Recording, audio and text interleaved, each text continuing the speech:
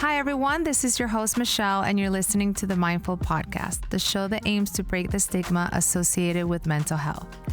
Today, we will be talking about drug addiction, stages of recovery, and the importance of support groups. With Fatih Penda, who is the Director of Intensive Outpatient Services at a detox clinic in Florida.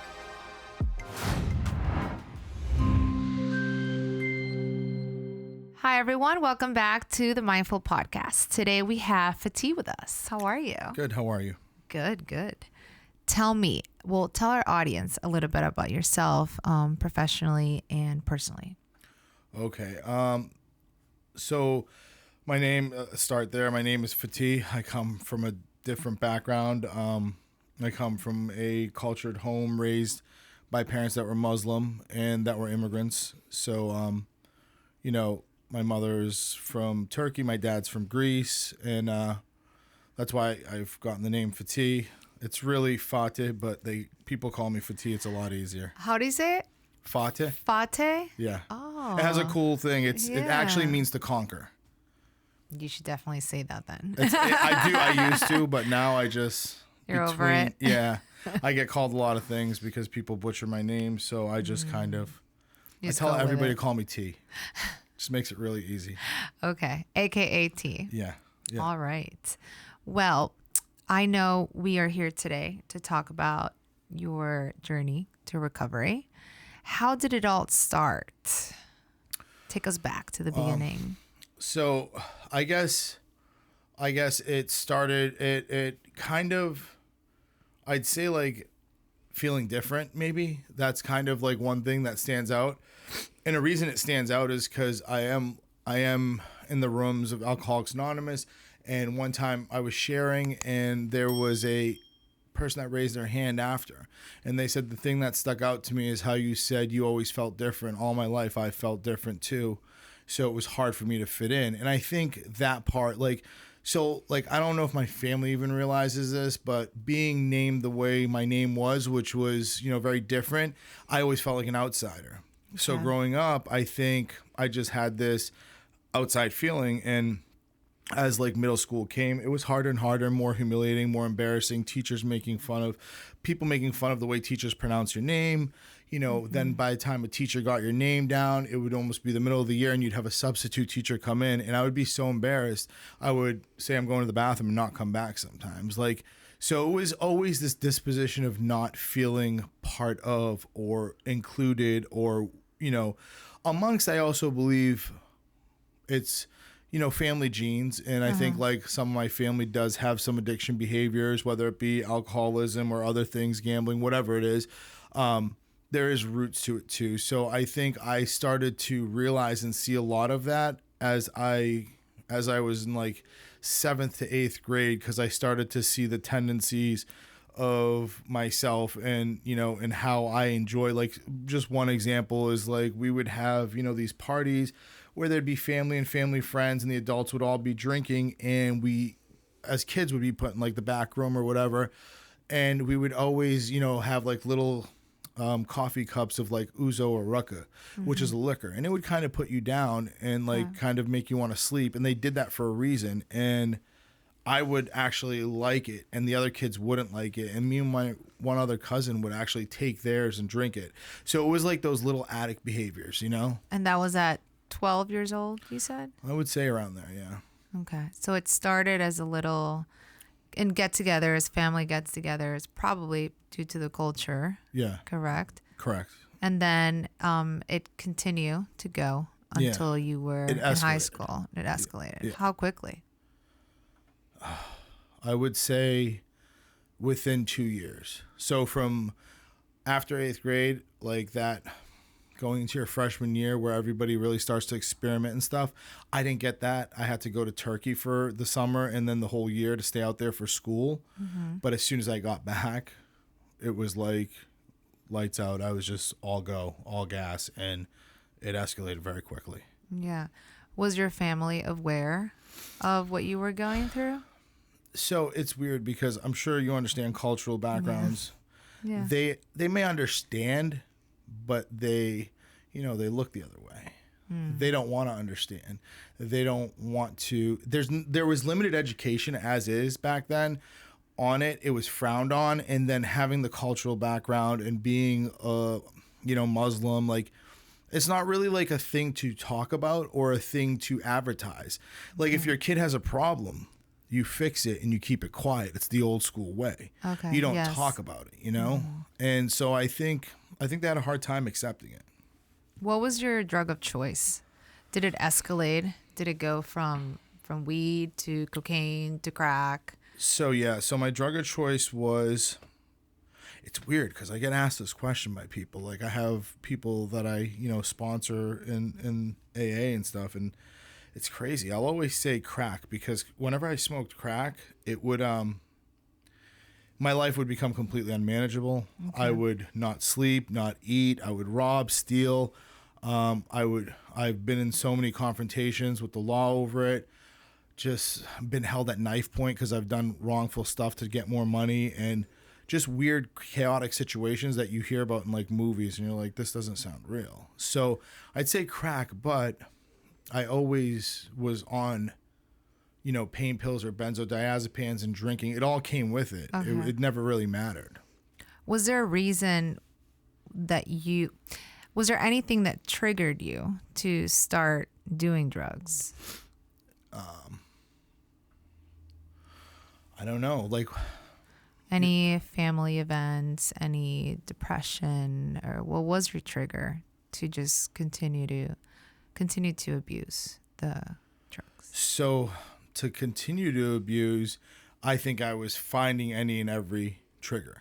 Okay. Right. So high school girlfriend broke up with me. All the love of my life broke up. Like, we have a house and a family full of kids, and she left me, and I'm using, I'm a sophomore in high school. It's like, yeah. But it was a good reason for me to use, like, and that's why I go back to the name thing, because I always felt different and felt out of place. So I feel like that was almost one of the reasons, but I didn't even know it.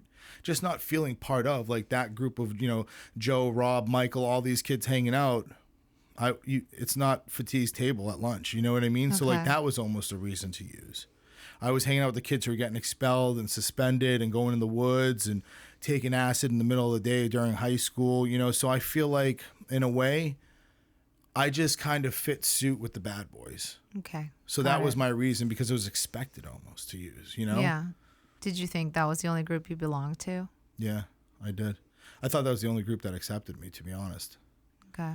I never thought like I could hang out with those other kids, nor would their parents let me in their house if they knew. Yeah. Just like, no. Yeah. Not him. Not accepted. He drops acid in the middle of the day. Yeah. Definitely not him. No, he's not allowed. Wow. So at what point was there a turning point for you? At what point did you, I know you had different periods where you stopped and then you went back to it. Yeah. So it's weird. I'm gonna tie all this in somehow, but so when I wasn't smoking crack, I was on a methadone clinic. And then I would get kicked out of a methadone clinic because I would fail for benzodiazepines.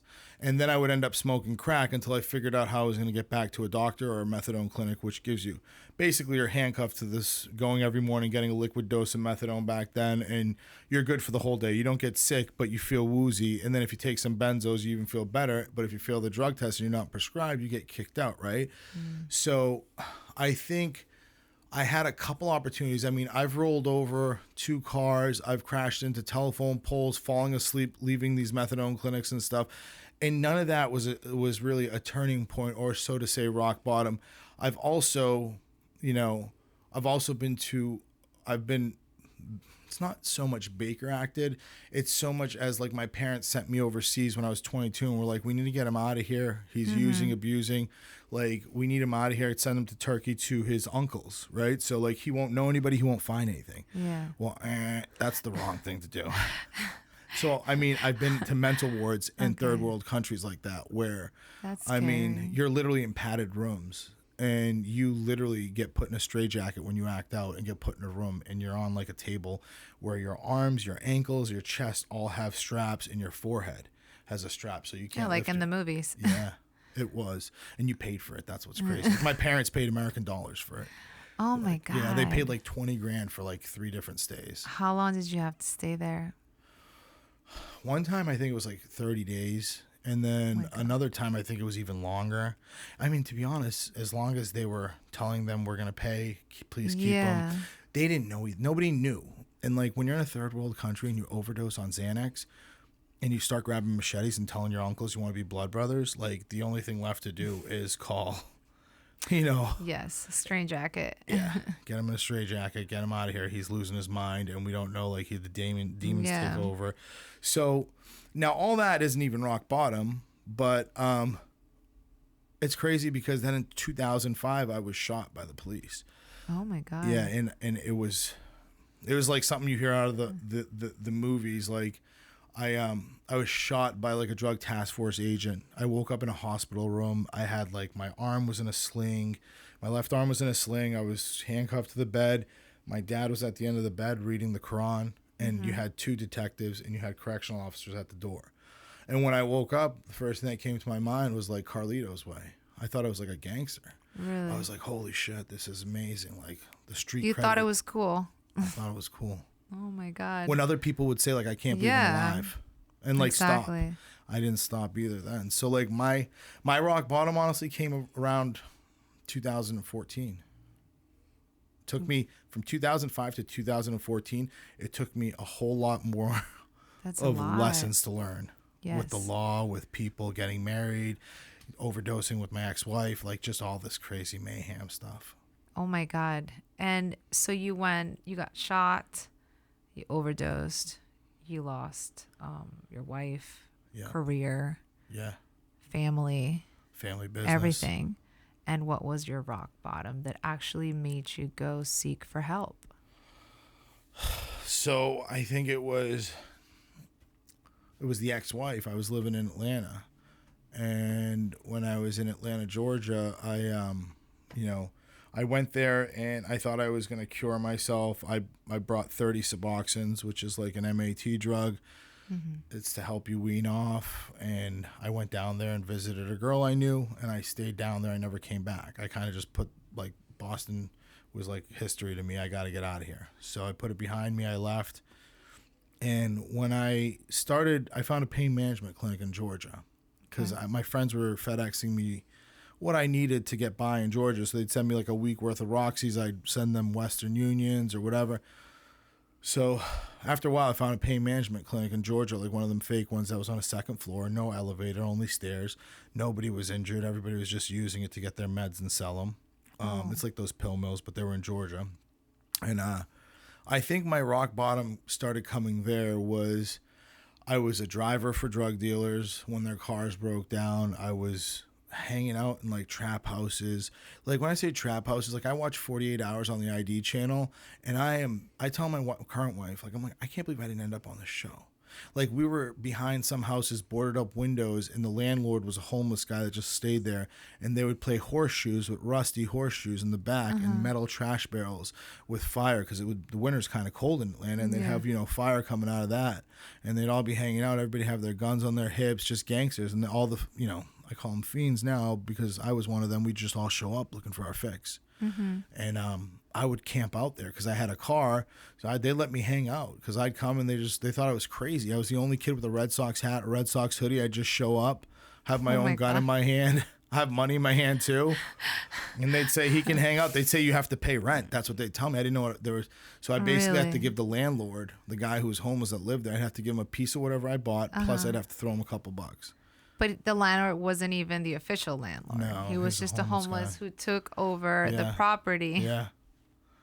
The trap. Oh my God, that's crazy. So like that was kind of like when I was getting to that rock bottom point, and I think my rock bottom came when, because I've had multiple overdoses, tubes down my throat, waking up, throwing up, all sorts of crazy stuff. But I think down in Georgia when I had no family support, nothing, and my ex-wife found me in the bathtub, and it was like flooding. And had a needle in my arm and a plate full of crack and pills and everything. And I locked myself in the bathroom, and she was like, she woke me up and called her brother-in-law, and they took me to emergency room, and then they said, you got to go to treatment. They took me to the airport and made me go to treatment. Straight to treatment. Yeah. And I took the suggestion of like, I'll go to treatment as long as we can work on our marriage. And she said, yeah. that's fine. And then when I was in my treatment, a whole bunch of stuff revealed, and we just got divorced, and I did it all in treatment because it was a safe place. And you know what? It's crazy because now I think about it, that wasn't even rock bottom. I left treatment, came to Florida, and when I was in Florida, I overdosed after I did a little stint here, and I got Baker acted here, and I think that was my final draw. Wow. So after all that, you still came back and tried to do a little bit more. Just a little more. Just try to get away. Yeah. And so you got Baker acted here officially. I got Baker acted in Broward. Yeah. How was that experience? Not pleasant. Yeah, it's not pleasant down there. And especially did it help you at all? Yeah, it did, because, I think down there they're sick of it. The hospitals see so many Baker acts, and just having this guy next to me he's eating a cereal, and he was just like pouring it over his shoulder and chewing nothing but air, but he thought he was eating a cereal. And I think when I woke up, I just saw the nurse next to me grab his spoon while he was going to his mouth and just like shove it down his mouth. And the way she treated him, and then she yelled like, "Jimmy, are you ever going to do Dilaudid again?" And I was like freaked out because I didn't know where I was. Yeah. And I just remember hearing and seeing that and saying to myself, man, this is sad. And then I said, I'm sad. Look at my situation. I don't want to be like Jimmy. Yeah. Like, I'm right next to him. What makes me different? This is my bet if I keep doing this. I'll be right back here with Jimmy. Yeah. So that was kind of my rock bottom. That was when you realized all that you had to lose. That it and could always get worse. And you know why I realized it, Michelle, is the truth be told is because I overdosed on my prescription pills that were not even narcotics. Oh, really? Yeah. They were just simple gabapentin. They were muscle relaxers. Yeah. Somewhat of a muscle relaxer. And I heard if you took enough of those and you drank a bunch of Monsters or Red Bulls at the same time, that you could get a buzz. And I was chasing a buzz. Oh, my God. So I ate like 32 of them. 32. And my nervous system shut down. And like... Did it ever go through your mind that you might overdose? No, I didn't even care. That crazy. Wasn't even a concern? Not even.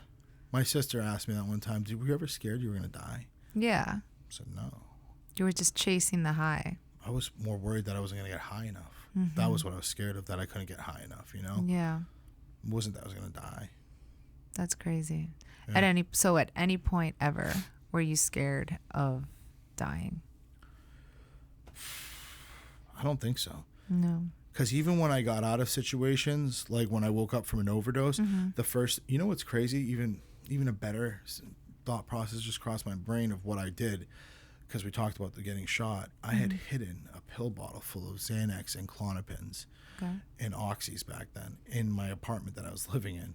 And as soon as I got out of, I was facing assault and battery with attempted murder on a police officer. I got handcuffed in a bed, getting driven to jail like a high-end criminal.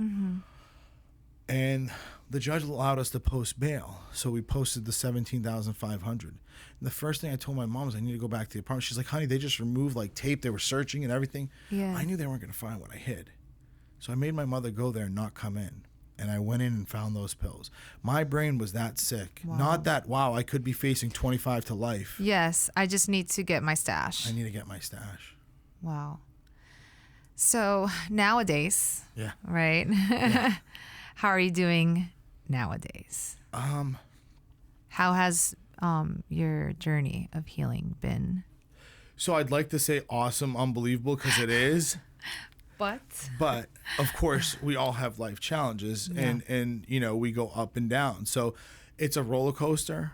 It's up and down with a lot of highs and some lows. The best part of it is I'm sober and I can like handle all of it. And sometimes I'm more erratic or irrational or whatever the wording is. I'm like super high strung about things, and sometimes I'm able to brush them off.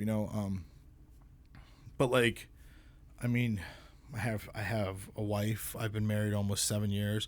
I have a stepson. I've been in his life for over 6 years, about 7 years.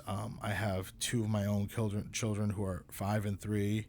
I have 3 dogs. I have a house. Like, if everybody looks at my life, they go, oh my God, like I drive a nice car. My wife drives a nice car. I have a great job. Everybody be like, holy shit, like how was he an addict? Like, like they wouldn't believe it. No, then I just tell them to Google me real quick.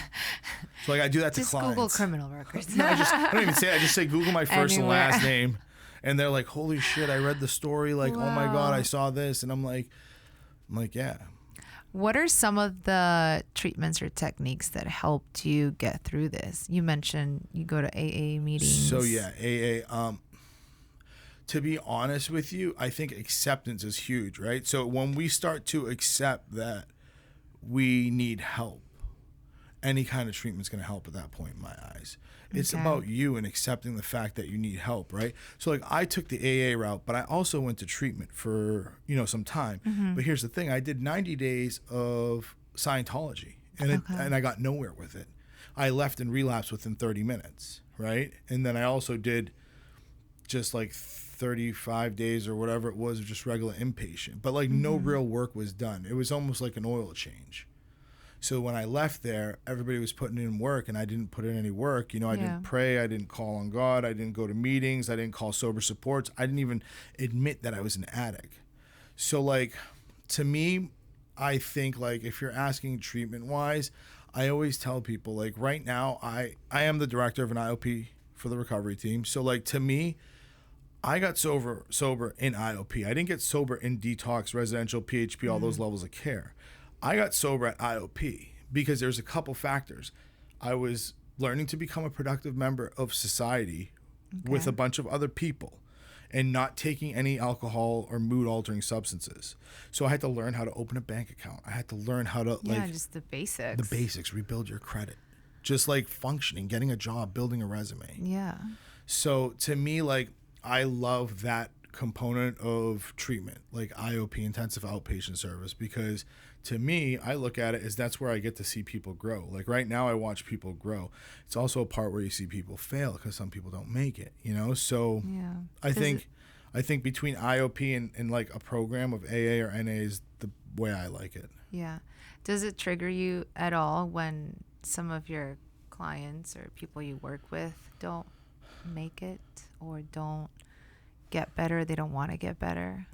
Some deaths trigger me. Okay. Not making it, not wanting to make it frustrates me. Not making it hurts me. Death saddens me. But like I had to experience something on my way over here. I had to so I kind of help with the housing component, and I had to remove a client from housing and let them know that they were not a good fit for the housing and that they weren't probably a good fit for the program. And in my eyes, I thought I was making the right decision, but I'm driving over here and I'm like, man, I wish I could call because I do therapy too. I'm like, I wish I could call my therapist because this is weighing on me. Yeah. There's a 19-year-old patient that I'm telling can no longer be with us because they're starting to become a little cancerous and they have broken rules multiple times now. Oh, okay. So now my burden is, what if this kid relapses? How would I feel if something like that happens and if they don't make it? Yeah. So it's a life and death thing. But to be in the program, what is it that you have to follow, or how do you qualify to be a member of? So you don't get kicked out of the program like this kid. So following rules is one. Okay. Not using is two. Being just compliant is kind of, and certain people just have a hard time following rules, and then it's like bad for everybody. You have an environment and a community you're trying to protect. That's true. And you can't leave a cancer just running around. It's like a dominoes effect. Yeah. It's like you say, if they don't want the help, there's only so much you can do. If you don't help yourself, then no one can really help you, realistically. Yeah. What about when we have a family member that's the addict, and the addict just keeps, being that person, not following rules, maybe stealing from their parents? What can you tell somebody that's going through that? Any advice? Don't enable. I guess a turning point in my journey was when my mom stopped letting me back. Okay. So when I called her in 2014, I was like, hey, I'm leaving treatment. Like, I got divorced. I have nowhere to go. I'm coming back home. She's like, where's home? So like the biggest thing was like her shutting that down. So like if there's a family member or anybody out there that does have someone they're dealing, it's very hard, but there's a lot of like support groups out there. I know Al-Anon is a big one. People love it or hate it, but there's like Learn to Cope out of Massachusetts, which is where I'm from. But the number one thing is you can be there and help your loved one die by keep on enabling, or you can say no and stop enabling, and they could still die. Who knows? It's really hard. You're in a hard position. Yeah, it's hard. I don't know. It's sometimes I talk to moms and dads and I don't know what to tell them, but I just tell them stop enabling. Don't answer the phone if it hurts that much. Don't send them any more money. Yeah. I know some people, it might be too hard for them. So they keep enabling because then they feel like they're responsible too. Like what if something happens? It's the unknown, the fear of the unknown. It's like, yeah, but if they keep using, they could still die. Yeah. And if you keep helping, they still die. If you don't keep helping, they could still die. It's a very hard spot to be in. Yeah. People ask me, like, what are you going to do if your kid's an addict? I don't know. I'm probably going to handcuff him, take him to Idaho to a potato farm and just like wait till he sobers up. I know. And nowadays, everybody's just trying everything at an earlier age. Yeah. So what do you do? How do you keep up? That's how I think about it too. Like what drugs, how are we going to keep up? Right? I can't keep up. Back in the day, it was mostly weed. Now there's like thousands and thousands, and even prescribed, like black market, all these black market pills. They get a big surgery or something. They get oxys, Percocet. Like they don't even know what it is, and then they get hooked into it. Yeah, I mean it's simple. I had open heart surgery about 14 months ago. First time I had to take prescription meds in my recovery, and I almost smoked crack again. Wow. A lot of people don't know that. I'll share it, but yeah, I was hiding pain pills from my wife. I was maneuvering weird in the house. A couple of friends were calling me out like, yo, you're acting real strange. You're acting real weird. Like, okay. So it was like, and I had told the doctors up front, I'm an ex-addict. You did tell them. Yeah. And they still prescribed you. They had to prescribe me a little. And plus, once you're in the hospital after open heart surgery, they give you, this, the drip, the morphine? It's morphine, but it's stronger. It's Dilaudid. Okay. So Dilaudid, it starts with a D because it's the demon. Once that thing gets in you, it's like every manipulation took over. I manipulated the doctors. I manipulated everybody, give me more. Wow. Not every 6, every 4 hours, not 10 milligrams, 30 milligrams. Yeah, it was. But again, you asked me treatment. So now I'm thinking about that. What saved me was I went back to a men's meeting. And I know this is weird because I'm like advertising AA and it's not supposed to be like that, but it works for me. So I went there and I raised my hand and I humbled myself and I was like, I'm having trouble. And like 5 guys came up to me. They gave me their phone numbers.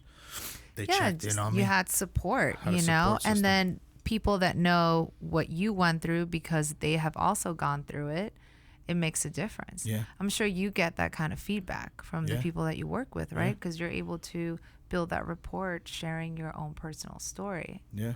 Do they almost prefer that? Yeah, and sometimes they have people, they're like, hey, call Fatih. Like, Fatih, I have someone calling you. Like, this kid's going through, he's got to get his arm operated on or something. I'm like, yeah, sure. Like, let me talk to him. Let's help him out. Let's prep him, a little bit. That's great. So part of your job is to recruit them, but you also make sure that they're following the right path. Not so much recruit them. That's a bad way to word it. Okay. But what is the right word? So a lot of people call me to see if I'll take a client for aftercare. Okay. So they'll see if, my facility is accepting clients for aftercare. If at the recovery team, like, are you guys taking any IOP? Do you have any client beds open? Blah, blah, blah. But my job is very weird because today I was ordering food for clients. I took a client grocery shopping myself just to build rapport. I went and ran a house meeting. I drove the van to the gas station because I had no gas and just got gas for it to help out. But then I'm in my office writing emails back to, higher ups, chiefs and corporate and different things. So, it's, I think I'm like a Swiss Army knife because I love chaos. Okay. So I get my hands involved in everything. You need to be on everything in order to be content. Stimulated, I call it. Stimulated. Yes. That's a good word. Nowadays, how does your family see all of your experience or what you went through? My kids don't know. Okay. My wife doesn't ever want me to tell them. Okay. But I think I have to at some point. Not the shooting. Eventually you will. Yeah, not like all the why is your knuckle have stitches with leg. This I'm not gonna talk about all the stuff that's happened. But I think at some point I have to let them know Dad was an alcoholic when they get older, so that they understand they can't get away with shit. Okay. But I think my wife was scared to look me up, but her sisters did, and then she ended up doing it. But she trusted me and she didn't care to read up on it too much. Okay. But what's really crazy is like yesterday we were at my in-laws, or Friday we were at my in-laws. Like my mother-in-law's purse was like and I'm over 7 years clean. Her purse was just wide open next to me. She had medications on the counter, and I'm thinking to myself, holy shit, like 7.5 years ago, I'd had a field Where day. was this 10 years ago? I would have had a this field is golden. day. Yeah, that's what I was thinking in my head. Oh my God. But it's just like, then I think like, I can't believe that people trust me. Like, I can't believe I have people that trust me with my kids. Like today I'm here. It's almost, whatever time at night. My wife trusts me. She doesn't question me. I told her, hey, I have a game at 9:00 too. It's fine. Don't worry. Yeah. It's crazy because I never had that before. Yeah. It's still weird for you. Yeah. People to trust you. Yeah. I mean, at one point, did you even trust yourself? Never really. Yeah. I still don't some days. You're like, I'm still struggling. Yeah. But I'm still not trusting myself. Yeah, well, compared to 10 years ago, Yeah, I'm sure course. there's a big difference. No, of course. I think today the way my wife looks at it, she's always proud of me. She always says, like, you work very hard, like, you come a long way, like, it doesn't go unseen. I just think she always says, like, oh, I don't want to feed your ego either. Everybody else already does that. I'm like, all right, like, I'm so confused. I'm like, all right, whatever. Pick a side. I just want to hear it from you. I don't care about them. I don't care about you. Like, That's a girl thing. yeah, I guess. I get it. I guess. Oh my God. No, but that's amazing. That's an incredible story. And the fact that you're able to share it with people on this level, social platforms, but then on one-on-one with the people that you're helping, that must be very rewarding for you. It's probably my biggest therapy. Just walking through, shaking hands. I know all the clients that are at the aftercare program by their first name. I meet everyone when they come in on an intake, and like that's a lot of things that like I wasn't doing in my career. And I a couple people that I used to mentorship from told me like stay on the floor, work with these people, like be on the ground level. And I realized like, why do I gotta act like I'm better than or be at like a higher table than everyone else? So like now that I get to sit with them, I'm like, you guys don't realize how much you guys are helping me more than I'm helping you. Exactly. So it's really cool. It really is. You get to see the growth too. They come in, they got nothing. You take them grocery shopping. They go into a house. They need some stuff from Walgreens. You get them some like underwear and different things. And all of a sudden you watch these kids get in a car, getting their own. The other day a kid called me and said, can you, they're going to get a call for a reference for an apartment. Can you just not tell them it was a halfway house that we lived at? Me and blah, blah, blah are moving. I'm like, yeah, of course. Like I'd be excited. I'm happy for you, Yeah. It's really cool.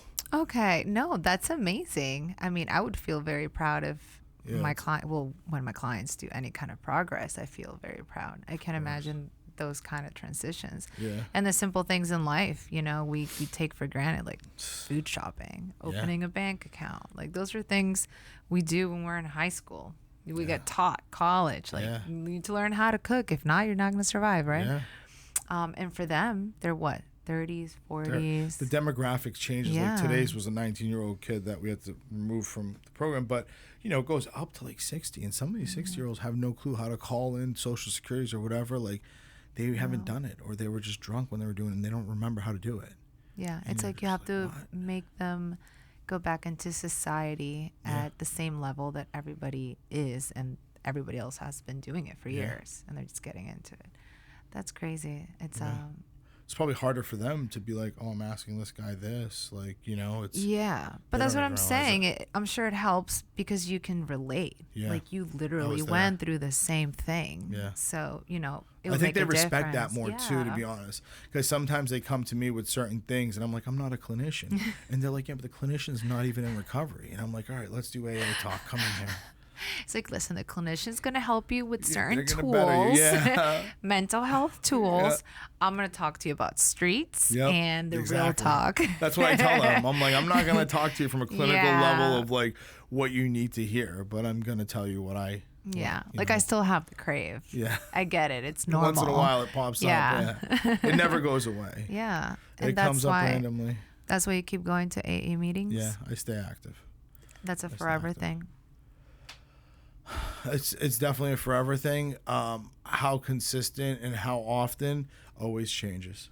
Okay. Always change. Sometimes I'm in like every week for like 4 or 5 weeks straight, and then I'm people are like, hey, we haven't seen you in 3 months. And I'm like, yeah. They're like, what happened? I'm like, nothing. The kids, I coach them and song. I'm busy now. I work. Yeah, I'm busy again. And Yeah. they're like, oh, you're too busy to stay. So, they like bust my chops. So you got to go back for one I meeting go back at least. And I start showing more face. And then I realized, like, I'm here. One funny thing is what I always text my wife. Whenever I go to a meeting, I always text her like 45 minutes into it. And I go, I can't believe this. I'm so grateful and happy I came. Because I get goosebumps. And then we all sit there and pray together. And, at the end, it's just like this unreal feeling like nobody. It's support. Yeah, it's crazy. Yeah. And then you get to see other people too that are still going through it. I see people that come back. I see the guy that just walked in one day ago. It's really nice. It keeps you grounded. You remember where you come from and you remember this is family right here. Yeah.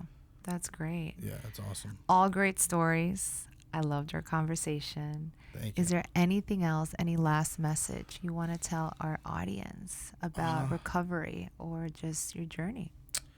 Yeah, there is one thing. So I always thought about it like how embarrassing it is. No one else is doing it. Getting sober is for the weak. Asking for help is for, not for men. The stigma. So all that's false. There is sober supports networks. There's apps. There's treatments all over the place. Now, if you Google it, getting sober isn't for weak people. It's actually for the strongest of the people out there. And it's possible. Like, recovery is possible because I never knew it was possible because no one ever showed me it was possible. Hence why I like to speak up about what I do, how I speak out about what what program I work, because I really think the more people hear it, the more they look and go, well, he's doing it. It's believable. Like, it's doable. That's what helped me. So I always want to say, like, it's out there. It's available, and a lot of people are doing it. Yeah. Like, if he can do it, I can do it. That's my motto. Yeah. And times have changed. A lot. Before, I'm sure back in your day, it wasn't really talked different. about. Mental health, addiction, No. drugs.